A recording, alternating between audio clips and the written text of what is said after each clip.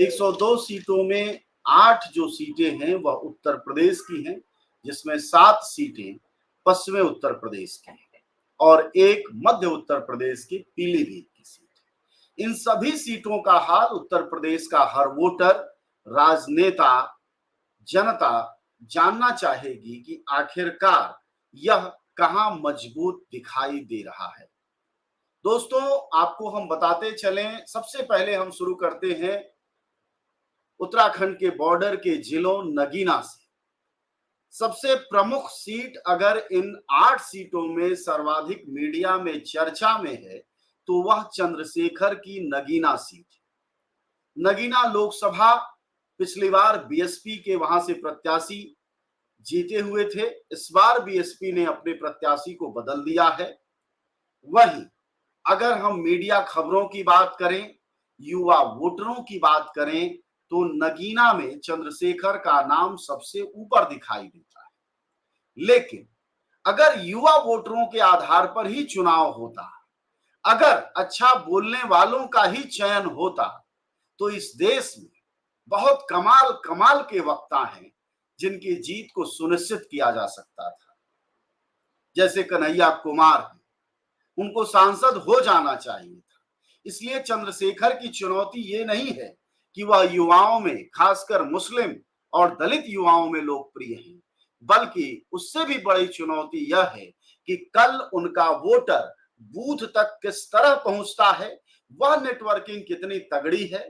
चंद्रशेखर ने जो बूथ है नगीना के 4-5 विधानसभाओं में, उस पर कितना काम किया है और वहां बुजुर्ग वोटर, मध्यम उम्र के वोटर, महिला वोटर किस तरह से उनके साथ खड़े होते हैं या अपने वह जातीय आधारों या बसपा के साथ खड़े दिखाई देते हैं, यह सबसे चुनौतीपूर्ण होगा।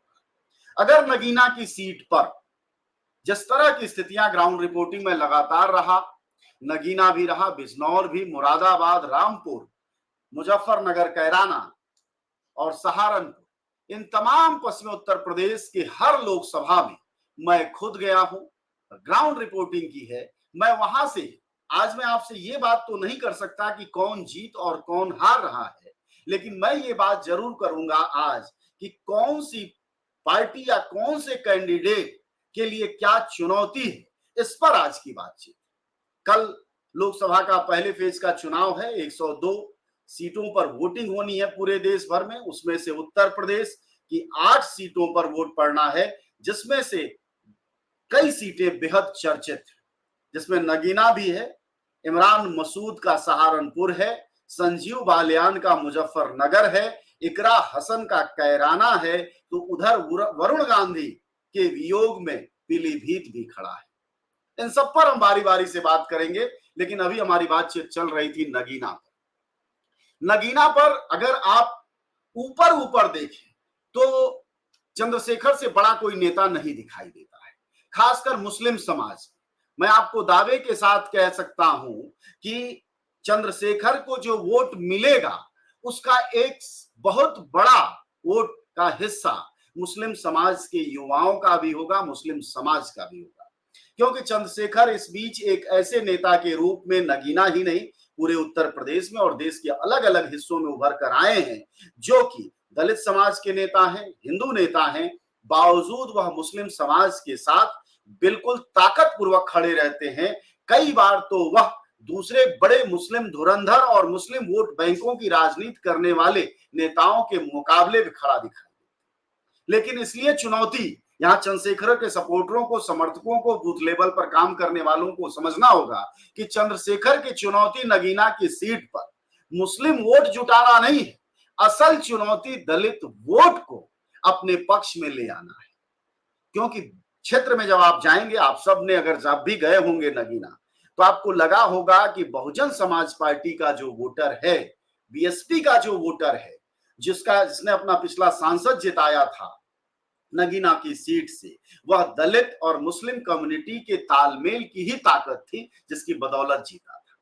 तो चुनौती चंद्रशेखर को यह है कि क्या वह दलित वोटरों की एक बड़ी संख्या अपनी ओर शिफ्ट कर पाते हैं या नहीं। अब इससे दो बातें होंगी। अगर इस बात में सफल होते हैं चंद्रशेखर कि दलित वोट बैंक अपनी तरफ कर लें, तो आप यकीन मानिए कि चंद्रशेखर वहां विजेता होंगे। लेकिन चुनौती भी सबसे बड़ी है कि दलित वोट उस संख्या में क्या देने जा रहा है जिसकी हम उम्मीद कर रहे हैं। जाहिर तौर पर यह जीत सुनिश्चित तब हो जाती जब समाजवादी पार्टी मनोज कुमार को उठाने की जगह चंद्रशेखर को सपोर्ट कर दिया होता, तो किंतु परंतु आज मैं आपसे नहीं कर रहा होता, या बसपा ने अपना कैंडिडेट घोषित कर दिया होता किसी तालमेल।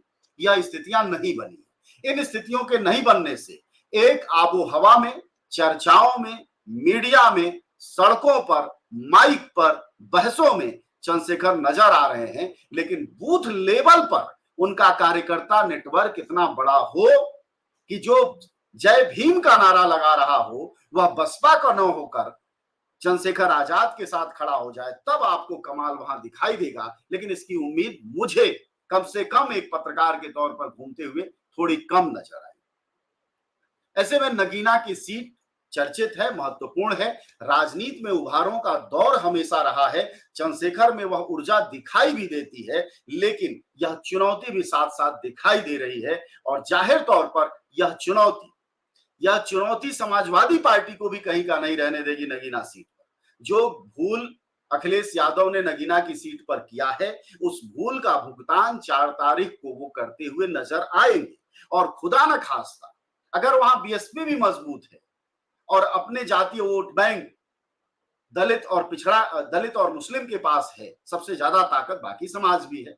इसी तरह चंद्रशेखर आजाद की भी वोट की ताकत मुस्लिम और दलित ही है। तो जाहिर तौर पर यह बंटवारा एक चौथी ताकत जिसका नाम बीजेपी है, जिसकी सरकार का 5 किलो अनाज है, जिसके सरकार के पास प्रचार है, मीडिया है, यह सब कुछ अगर है, तो जाहिर तौर पर बंदरों के झगड़े में बिल्ली कब झपट ले जाएगी इसका अंदाजा लगाना इतना मुश्किल नहीं।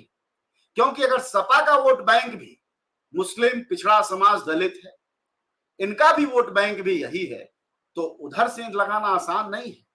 और पिछड़ी जातियों की एक बड़ी संख्या सैनी है, लोध है, अति पिछड़ी दूसरी जातियां हैं। यह भाजपा से अलग छिटकती नजर नहीं आती है कहीं पश्चिमी उत्तर प्रदेश में। अन्य सीटों पर बात करेंगे। अभी की बातचीत नगीना पर, तो नगीना पर चंद्रशेखर को सिर्फ इतना ही सुझाव कि अगर यह आबो हवा बूथ लेवल तक आ जाती है और वह आपको संसद तक पहुंचाएगी, उसकी सबसे बड़ी शर्त होगी कि मुस्लिम वोटर के साथ आपको बीएसपी का कोर वोटर अपना नेता समझता है कि नहीं समझता है, यह बहुत जरूरी है। और यह सिर्फ युवाओं के जय भीम के नारे से पूरा नहीं होता है।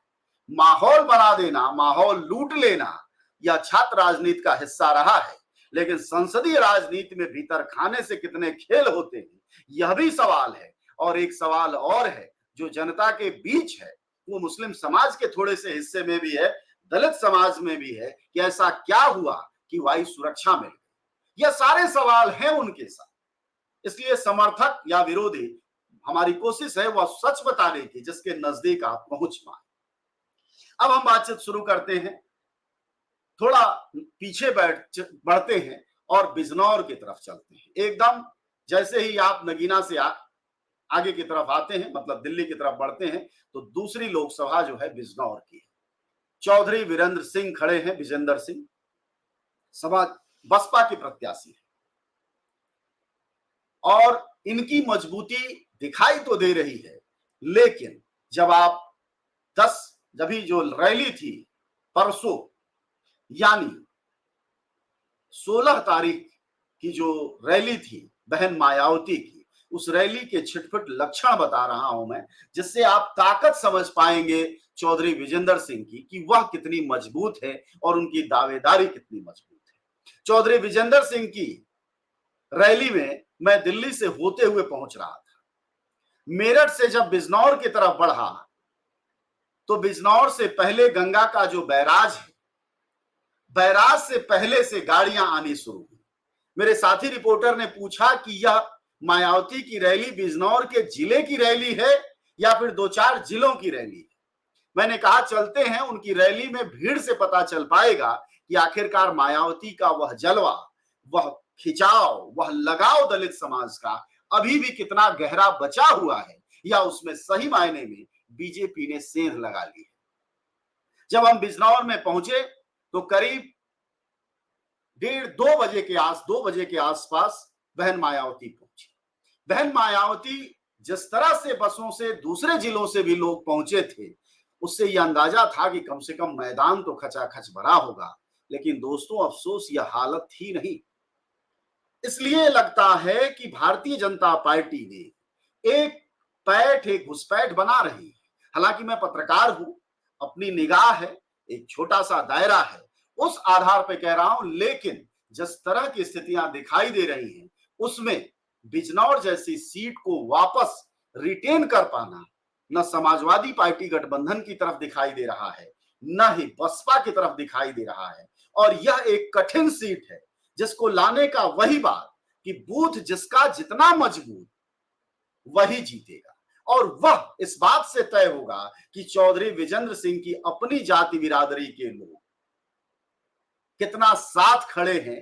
दूसरा, बीएसपी के लोग सरकार के कामों से कितना नाराज हैं। और सिर्फ 15 दिन, 1 महीने पहले चुनाव कैंपेन शुरू करने वाली बसपा अपने वोटरों को सही जानकारी सरकार की नीतियों और उनके हो रहे नुकसानों को दे पाई है कि नहीं दे पाई है, इस पर निर्भर करेगा। और व्यवहार में जब हम पहुंचते हैं तो वोटर बहुत कुछ बोल नहीं पाता है, वह नाराज है। कई मायने में दलित समाज का वोटर बड़ी संख्या में सरकार से नाराज दिखता है, लेकिन वो यह भी कहता है कि किसको वोट दें। और यह सवाल हो सकता है कि 2 महीने 3 महीने पहले से अगर बसपा ने यह कोशिश शुरू कर दी होती, यह मेहनत शुरू कर दी होती, तो कम से कम बिजनौर की सीट इस तरह हवा में जाती नहीं दिखाई देती जो कि यहां दिखाई दे रही है। अब हम मुजफ्फरनगर पर चलते हैं। मुजफ्फरनगर पर वह वो सीट है जहां 1990 से लगातार एक आध बार के फर्क के बावजूद भाजपा जीतती रही है, लेकिन यहां तनाव है। मुजफ्फरनगर में संजीव बालियान जो कि मोदी सरकार के मंत्री हैं, उनकी सीट पर थोड़े संकट के बादल जरूर छाए हुए हैं। और जाहिर तौर पर आप सब समझ रहे होंगे कि राजपूत समाज का एक विरोध का स्वर हर चौक चौराहों पर दिखाई दे रहा था। मुजफ्फरनगर के अलग अलग विधानसभाओं में जब आप जाएंगे तो आप पाएंगे कि वहां संजीव बालियान के खिलाफ एक एंटी इनकम्बेंसी है, लेकिन मोदी के खिलाफ है, यह कह पाना थोड़ा सा मुश्किल है। संजीव बालियान मुझे नहीं मालूम कब किन मौकों पर राजपूत समाज को लेकर बुरा भला बोले, लेकिन उनके खिलाफ एक माहौल तो है। लेकिन दिक्कत एक ये भी है कि जो वोटर है वह अपने सांसद पर वोट नहीं दे रहा है, और खतरा यही विपक्ष का है, वह मोदी को वोट देता है। जब हम जाते हैं, आप सब भी मीडिया को सुन रहे होंगे, देख रहे होंगे, बहुतायत वोटरों को अपने सांसद का नाम पता नहीं है, खासकर एनडीए के बहुतायत वोटर यह नहीं जानता है कि उसका सांसद कौन बनने वाला है, उसका सांसद प्रत्याशी कौन है। वह सिर्फ फूल को याद रखा है और मोदी को याद रखा है, बीच में उसका कोई कनेक्ट ही नहीं। यानी हमारे देश का जो लोकतंत्र एक चौतरफा विकास का लोकतंत्र था, चौतरफा ताकत का एक लोकतंत्र था, जिसमें सभी कड़ियों की अपनी मौजूदगी थी, सभी का अपना महत्व था। अब एकदम पिरामिड जैसी हालत है, सर्वोच्च पर मोदी है और बाकी सब पाया है, उसमें बाकी कोई भागीदारी दिखाई नहीं दे रही। इसलिए संजीव बालियान की सीट कठिन लगती है, लेकिन जो परंपरा दिखाई देती है मुजफ्फरनगर की, उसमें इतनी भी कठिन नहीं जान पड़ती है। और उसका एक बड़ा कारण ये है, वो जो कि मुजफ्फरनगर भी है, कैराना भी है, दूसरी जगहें भी हैं, अगर यहां बीएसपी और समाजवादी पार्टी और कांग्रेस का गठबंधन हो गया होता तो आज इस तरह की स्थितियां नहीं पैदा हुई होती। एक कमजोरी ये है। दूसरी कमजोरी ये है कि पश्चिमी उत्तर प्रदेश में गठबंधन ने जिस तरह टिकट बंटवारे में उपापोह किया, असमंजस किया, अविश्वास पैदा किया, अपने कैंडिडेट को चयन की प्रक्रिया में ही कमजोर साबित किया, वह सबसे घातक हुआ है।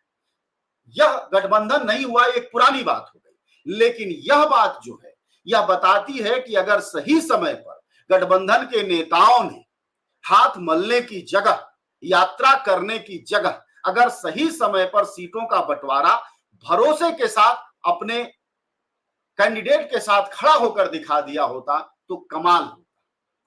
हालत यही नहीं है, हालत यह है कि इन बड़े नेताओं को अपने कैंडिडेट प्रत्याशियों तक का ढंग से नाम नहीं याद हो रहा है। यह भी एक समस्या है। इसलिए मुजफ्फरनगर तमाम राजपूताना विरोध के बावजूद वह नफरत की भी भूमि एक समय में रहा है 2013-14, और यही मुजफ्फरनगर है जहां से सबसे ज्यादा किसान, यही खतौली है जहां से राकेश टिकैत आते हैं, वहां से सबसे ज्यादा किसान आए आंदोलनों में। लेकिन वही किसान 2022 की विधानसभा में योगी को फिर चुनकर लाते हैं। इसलिए मुजफ्फरनगर सिर्फ एक जिला नहीं, एक फिनोमिना है।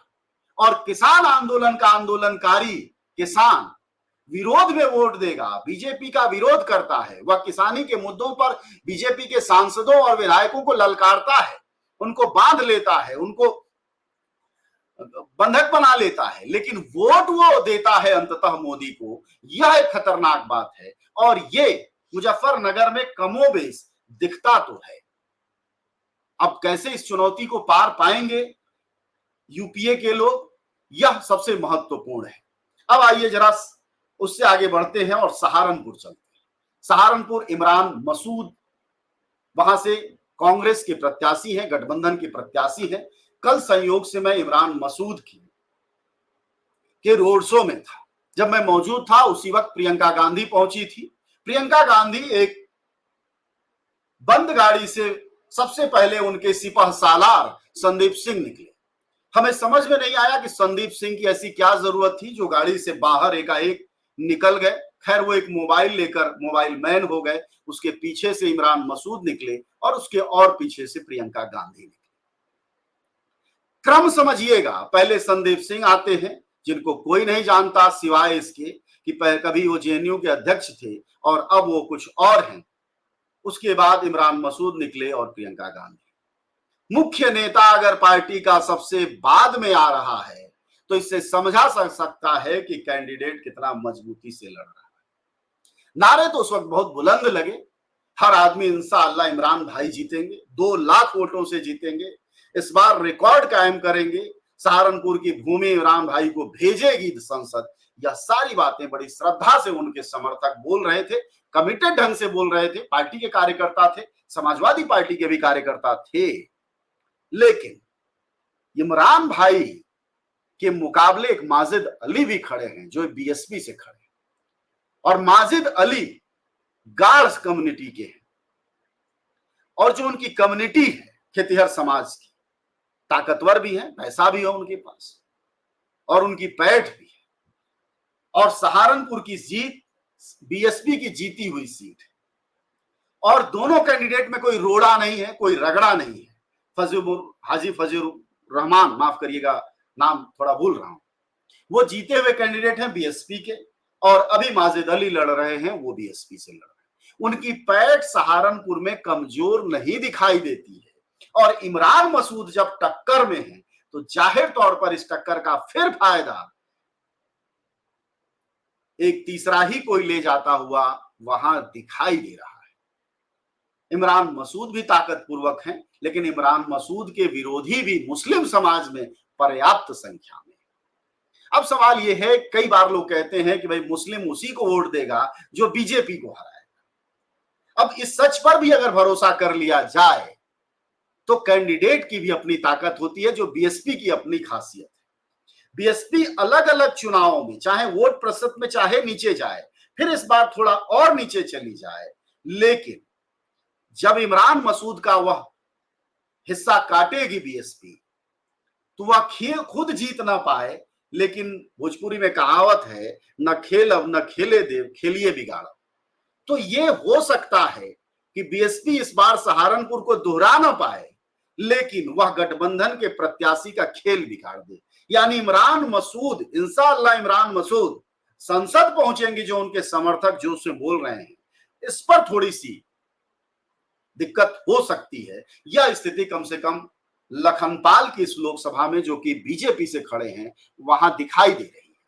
अन्यथा बीएसपी मतलब मुस्लिम और दलित वोट एक बड़ा जंक्शन है। दोनों मिला के 7, 8.5, 7-8 लाख की वोट बैंक है। ये वोट बैंक, यहां इमरान मसूद की चुनौती क्या है? यहां इमरान मसूद की मुख्य चुनौती यह है, और वो ये है कि यहां दलित वोटों को अपने पक्ष में लाना है। यानी जो चुनौती नगीना में चंद्रशेखर की है, यही चुनौती इमरान मसूद की सहारनपुर में है। और मैं जब वहां कल मौजूद था उनके अपने रोड शो में, जहां प्रियंका गांधी पहुंची थी इमरान मसूद के, वहां सभी समाज के लोग मिले। थोड़े बहुत राजपूत भी पगड़ी बांध के आ गए थे, मुसलमान भारी संख्या में थे, लेकिन दलित बड़ी मुश्किल से 5-7 की संख्या में मुझे मिल पाए, हो सकता है और भी आए। तो चुनौती यही है, चुनौती यही है कि इमरान मसूद अगर सहारनपुर की राजनीतिक भूमि पर कल अपने बूथ तक दलित वोटरों को पहुंचाने में सफल होते हैं तो जाहिर तौर पर वह संसद जाएंगे, और अगर नहीं सफल होते हैं तो खेल बिगाड़ने की उस प्रक्रिया के शिकार होंगे और वहां लखनपाल बाजी मार ले जा सकते हैं। यह स्थिति दिखाई दे रही है। अब उससे आगे हम रामपुर में चलते हैं। रामपुर भी मुजफ्फरनगर जैसा एक किला है। आप रामपुर शहर अगर गए होंगे तो शहर की गलियां चाहे जैसी हो, चाहे जितनी अच्छी बुरी हो, लेकिन शहर में प्रवेश करते हुए जो लाल किले जैसा विशाल गेट आपका स्वागत करता है, लगता है किसी मुगल बादशाहत के दौर में आप चले आए। लेकिन वहां वह किला ढह गया है। इस बार वह मुकाबले में आ पाता या नहीं आ पाता, यह एक चुनौतीपूर्ण बात थी। लेकिन यहां अखिलेश भैया कई चीजों से चूक गए, और चूक जाने की वजह से घनश्याम लोधी यहां भी मजबूत दिखते हैं। आपको लग रहा होगा कि पश्चिमी उत्तर प्रदेश की सभी सीटों पर कमोबेश मैं ऐसी बात कर रहा हूं, तो स्थितियां भी ऐसी हैं। रामपुर की सीट पर ही आपको बताता हूं, यहां मोहिबुल्लाह नाम के एक शख्सियत को अखिलेश यादव की पार्टी ने खड़ा किया है।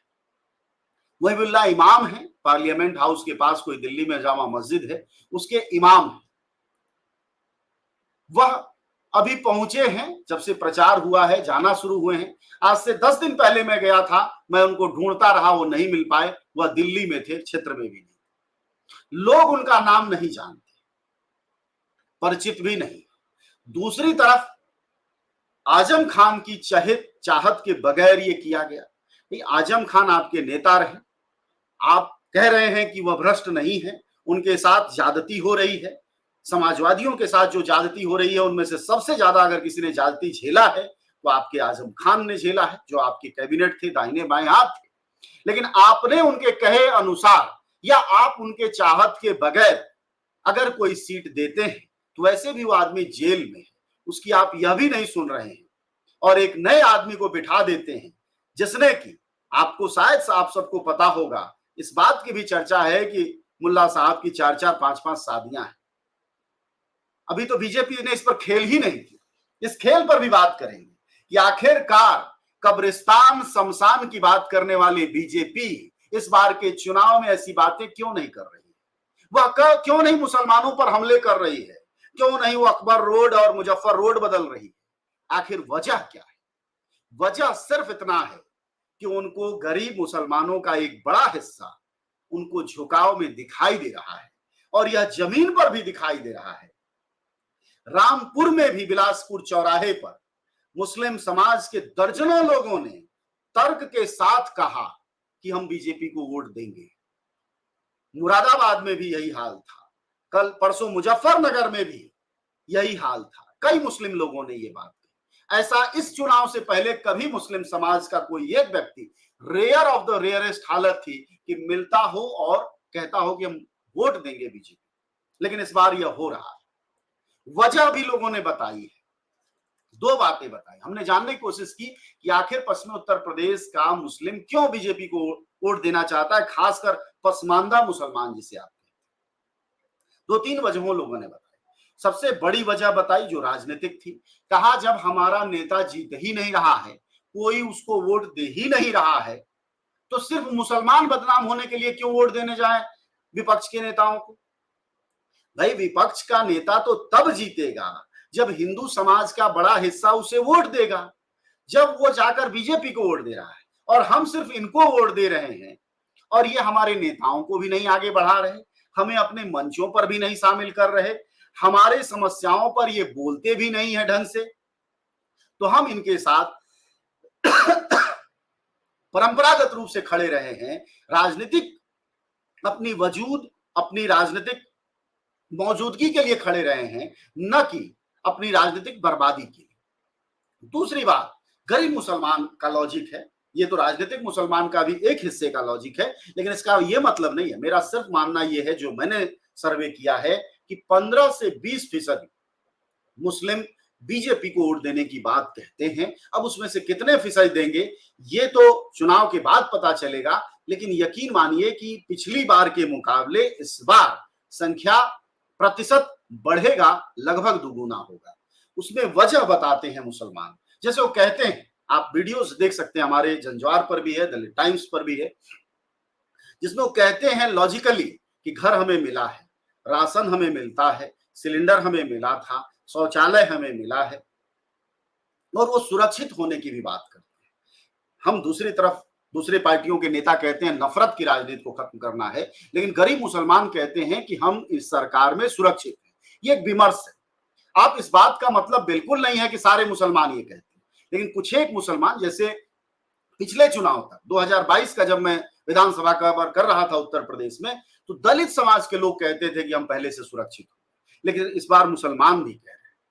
ये क्यों कह रहे हैं? उनका लॉजिक ये है, उनका ये कहना है कि हमारे समाज के भी और हिंदू समाज के भी दबंग, लंपट, चोर, उचक्के, ये सब चौक चौराहों से कम हो गए। वो कम क्यों हुए हैं?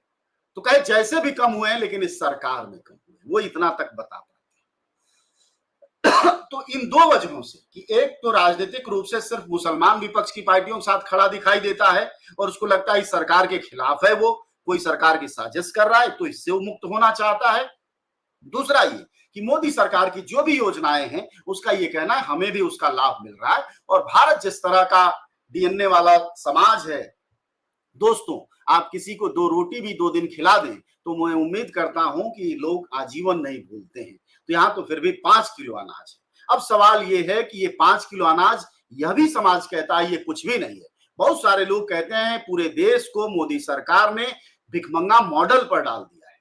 बहुत सारे लोग कहते हैं कि पूरे देश को कटोरा थमा दिया है और हमारे देश की इकोनॉमी कटोरा हो गई है। तो जाहिर तौर पर यह कहने वाले लोग हैं, लेकिन इतनी बड़ी संख्या में लोग नहीं हैं कि वह वोट पैटर्न को बदल दें और बूथ तक पहुंचने के बाद मोदी को इस बार 300 सीटों पर 50% से नीचे रख पाए।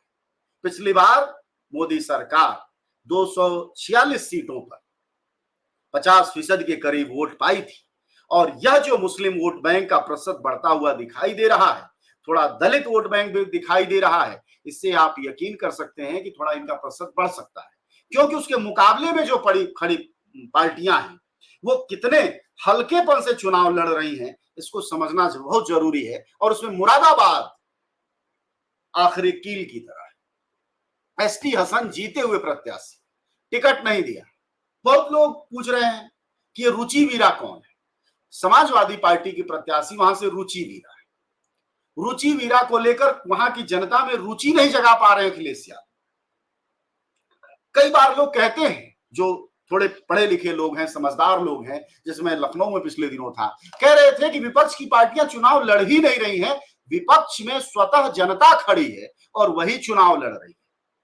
और हमारा भी ये मानना है कि विपक्ष जो कमाल करे, वो मोदी को 400 पर हरा दे या जितने पर भी हरा दे या खुद बहुमत में आ जाए, लेकिन यह सब कुछ किसी नेता की बदौलत होता हुआ कम दिखाई देगा। जो जनता है वो खुद विपक्ष में खड़ी है। लोग बोल रहे हैं महंगाई है, यहां तक कि भाजपा का वोटर भी पर्याप्त संख्या में बोलता है महंगाई है, लेकिन वह तमाम चीजों के बावजूद 10 सवाल पूछने पर भी कहता है कि हम मोदी को वोट देंगे। और सबसे मजेदार बात यह है कि हो सकता है आपसे लोग कहें कि राम मंदिर के नाम पर वोट मिलेगा, लेकिन जो भी खेल आरएसएस ने बीजेपी ने किया है, एक वोटर जो बीजेपी का है, बीजेपी का समर्थक है, वो ये नहीं कह रहा है कि राम मंदिर बनवाए इसलिए हम वोट देंगे। वो पिछली बार कहता था पिछले 2019 लोकसभा में वोटर कहता था मोदी जी को भी मंदिर बनाना इसलिए हम वोट देंगे। इस बार मंदिर का नाम ही नहीं ले रहा है, न वो जयकारा लगा रहा है। इस बार वह अनाज, पानी, दूसरी चीजों, सड़कों, इनकी बात करता है, अन्यथा केवल मोदी के नाम पर कहता है हम वोट देंगे। सवाल यह है कि इस देश में सभी जानते हैं कि बेकारी एक बहुत बड़ी समस्या है, रोजगार बड़ी समस्या है, महंगाई उससे भी बड़ा इशू है, लेकिन विपक्ष के नेता जवाब क्या दे रहे हैं, इस पर इनका वोट निर्भर करता है। रामलीला मैदान की रैली में मैं मौजूद था, जहां केजरीवाल के पक्ष में गठबंधन ने एक रैली की और विपक्ष के सभी बड़े नेता पहुंचे थे। तेजस्वी यादव 400 पर, अखिलेश यादव 400 पर, दूसरे सारे नेता 400 पर, राहुल गांधी संविधान पर। शायद इनके सिपहसालार ये कहते हैं कि बीजेपी का नैरेटिव यहां से बदलेगा, और शायद वो इन्हें ये नहीं समझा पाते कि जो मुद्दे हैं अगर उस पर आप काउंटर नहीं करेंगे और दूसरे के अंगना में डांस करने लगेंगे, दूसरे के मुद्दे पर नाचने लगेंगे, इस समय आप अखिलेश यादव, तेजस्वी हो, राहुल गांधी हो, राहुल गांधी की पार्टी हो, राहुल गांधी के लोकसभा प्रत्याशी हो, इन सब का सिर्फ एक और एक काम है, और वो ये है कि कहते हैं कि ये 400 नहीं आएंगे। अरे इसका जवाब ही कहां आपसे देश मांग रहा है?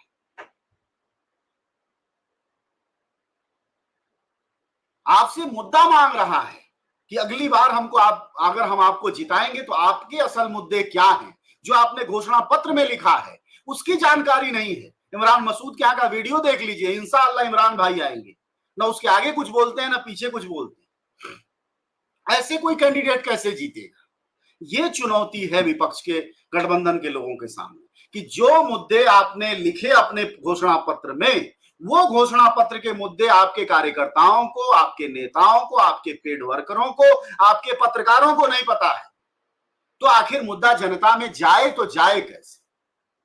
और अगर वह नहीं जाएगा और सिर्फ नरेशन पर कि 400 मोदी नहीं आएंगे जी, 200 में सिमट जाएंगे, 400 सीटों से तो हारेंगे, ये सब जो जुमलेबाजी का जवाब जुमलेबाजी है, इससे नहीं आप टिक पाएंगे, और यही न टिकने की स्थिति ही दिखाई देती। इसलिए मुरादाबाद एसटी हसन, क्या अंतर विरोध था, क्या दिक्कत थी, वो पार्टी जाने, वो हमारे विश्लेषण का अब हिस्सा नहीं है, क्योंकि अब हम सीधे जनमत पर बात कर रहे हैं। लेकिन एसटी हसन मुरादाबाद से टिकट काट के रुचि वीरा को टिकट देना, सर्वेश सिंह को फिर से एक बार खुला हाथ देना है, और कुछ भी नहीं है। आखिरी सीट पीलीभीत है। पीलीभीत में भी कल चुनाव है। वरुण गांधी को टिकट नहीं दिया गया है।